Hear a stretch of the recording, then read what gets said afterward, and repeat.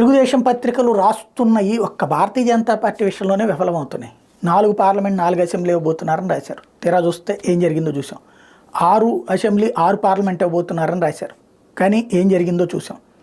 ఇప్పుడు ప్రస్తుతం వినబడుతున్నటువంటిదైతే వీళ్ళు చెప్తున్నటువంటి సీట్లు కూడా కాదు, కొత్త సీట్లు అడుగుతున్నారు.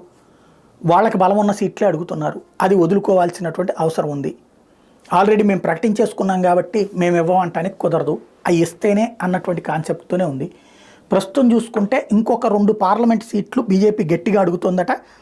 అట్లాగే అసెంబ్లీ సీట్లు కూడా 2 జనసేనకి ఇచ్చిన పొత్తులో భాగంగా జనసేనకి ఇచ్చిన 2 సీట్లు మారదన్నట్టు తెలుస్తుంది. నిన్న నేను చెప్పాను కూడా, ఏది విజయవాడ ఒకటి ఇంకోటి కూడా అడుగుతున్నారు జనసేన అన్నటువంటి. అలాగే అనంతపురం అర్బన్, దర్శి అసెంబ్లీ స్థానాల్లో టీడీపీ అభ్యర్థులే బరిలో నిలుస్తారని ఓ ప్రచారం జరుగుతుంది. జనసేనకు వాడి బదులు వేరే సీట్లను కేటాయిస్తారట. ఇటు బద్వేలు